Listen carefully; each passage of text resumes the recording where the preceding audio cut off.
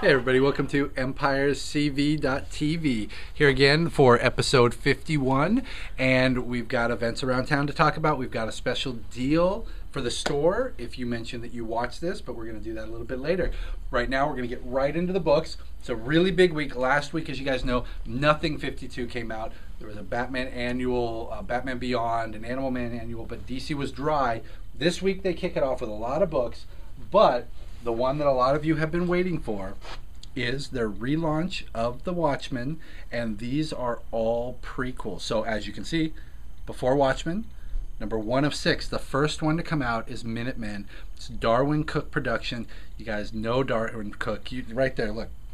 Parker, Hunter. If you guys haven't read it, good stuff. There's another volume right over there.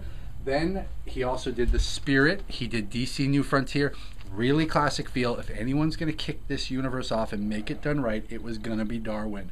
This one is an exploration through the narrative of Night Owl as he introduces you to the Minutemen, to the world that they were set in and the reasons they came about and the things that ultimately got him into costuming and into writing the book that, of course, is an important part of the Watchmen. So I was not going to pick any of these up because I thought Watchmen was perfect the way it was, and anything that you add to it would only dilute what was already done and already said, because I thought everything had been said. And being a man of little willpower, I did go ahead and read it because Darwyn Cooke is the man. It has a great feel. They're not trying to mimic what Alan Moore did. They're not trying to just give you the edge that he did. It's a really good story, and it really feels like a classic Golden Age story. So I did enjoy it, and as much as I hate to say it, yeah, I liked it. We'll see if I pick up the next ones. I don't know. I'm going to stay strong. That was my one lapse. One day at a time, right? The next one I picked up there's a few of them I'm really excited in the indie category. You know what? Let's just get the Marvel and DC stuff done. 2 big ones. You got Watchmen. You got AVX. We're on to number 5.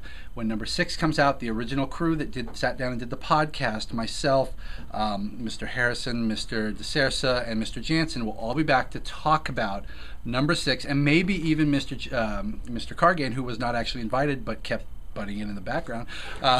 Maybe all of us will come back, and we're going to talk about it up through issue 6 and give you our opinions on it up to that point, so you can then look at the first one and this one from the same people's perspective. So number 5 is out. They're on the blue area of the moon.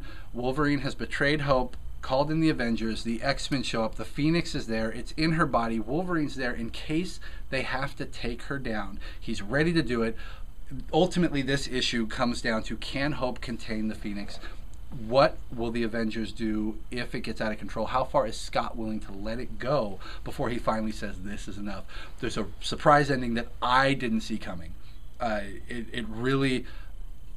Well, I mean, the Earth is in peril here, so it's not ruining anything. The Earth is still in peril, and I was not expecting this. So this was a good twist. I thought we were just going to get 12 issues of nonstop action, but they've spun it, and they've kept it interesting. So let's see where they go on 6, and look for the podcast at empiresopenpodcast.com.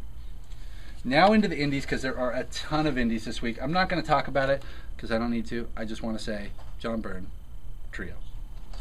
But what we are going to talk about is a new book by Image, Creator-Owned Heroes. 2 stories.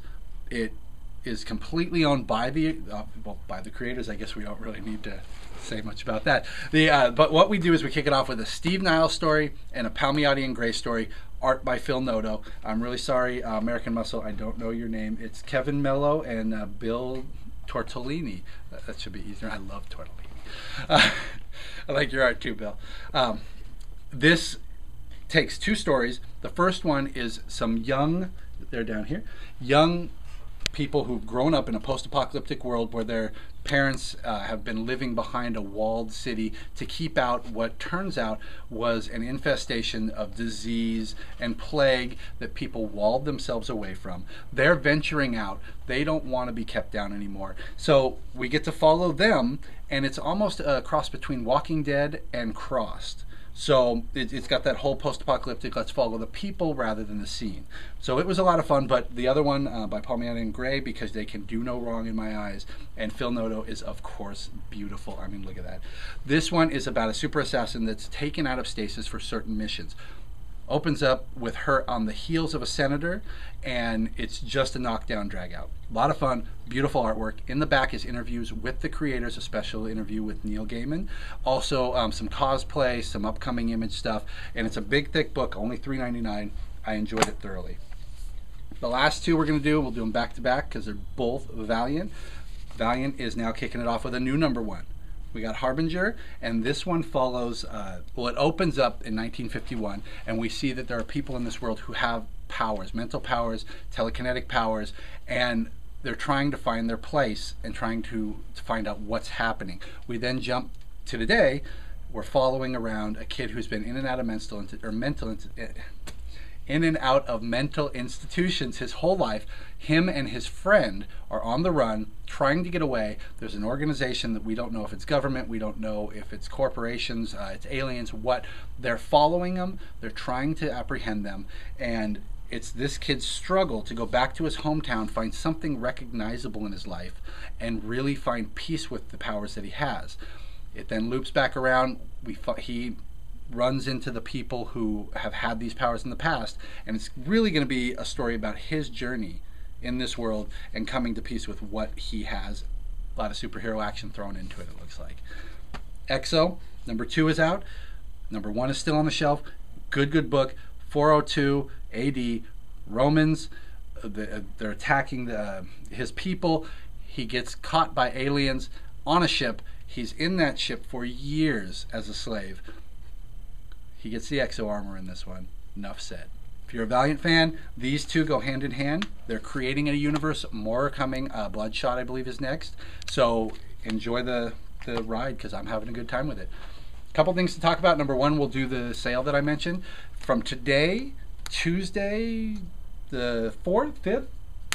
6/5/2012 through this Sunday, which is, let's do the math. The 10th. 6/10/12. 11th? 6. You know what? It's this Sunday. We're doing special for back issues. We got a lot of these guys. We need to clear out some room. You guys need to help us. What you do is you pick. Let's just pick one. Look at that. It's that easy. You want Asylum #3. You and that one guy in Russia. You know, here it is waiting for you. But when you pick up Asylum #3, you see that $2.95? You can pick out 2 more books of $2.95 or lower, and you get them for free. You buy one, you walk out of here with 3. All you have to do is say you saw it on the video, and we'll give it to you. So that's through this Sunday, which is either the 10th or the 11th. But it's the 10th. He's adamant. He's absolutely adamant. He's a human calculator. So that, don't show him on camera. Good God. We just went from 8 viewers to 2. Thank you very much. 4 to 10. Yeah, 4. Oh, that could be it. So that's coming up. The 23rd, we're going to see the Sac City Rollers again. We might have some more info for you about Spider-Man, and we'll just leave it at that. I don't know if there's anything. Oh, I wanted to talk to you about something, but the guy who produces our video didn't. He pushed it all the way up to said, "Don't come over here. There's like a bowl of nastiness sitting there." I hope you didn't show that. All right. This is going to require a lot of editing on this video. That's a lot. What's that? Just bean dip, man. It's all right. It's only bean dip. He eats it with his hands, by the way. That's Steven. You can find his art on StevenNichols.com. Is there Sketches? Sketches? What's it called? Steve Sketches at DeviantArt.com. Steve Sketches at DeviantArt.com. What about your Facebook? Facebook.com/Steve Sketches. You know what, guys? Check it out. He's got some amazing stuff. His Photoshop work is really good. Some fantasy, some sci-fi. Plus, he's working on upcoming books. You can get on there and bug him and make him do them faster. Great. So, SACGEEKS, I don't know if you guys heard about it. They did a card set where every single card, suit and number, was taken by a local business. You can go around town and collect them. Everybody who has a card has it at their respective businesses. But we have a bunch here. We have got one from Miniature War Game Society. We've got another one from Conquest, a local gaming con. But what we did here is we took all the 2s. I wanted the 2s. Everyone wanted the aces. Everyone wanted the queens. I wanted the 2s because the 2s start a lot of games, and the 2s are the worst card in a lot of games. So when you get the 2 of spades and you're pissed that you're playing 31 and you don't want this or whatever game, you're going to remember ECV Press. So come on down. They're by the window. Pick them up. Take what you want. We've got an ECV Press card. We got the Art of Newligan. We've got Seeker, the best punk band in Sacramento. California, probably. And we've got Empire's Comics. Well, get a picture of Rolly in her armor. That is about it. Well, quick plug. New local book out. We got Relic and Ego #4 from the ECV Press universe. There are a dozen books available right now. You got 4 Relic and Egos. You got 2 Hunters, 2 Little Licorian Coma Lands, a Triad, and 3 Continuums with the 4th Continuum coming. So come on down, and thank you very much, you guys.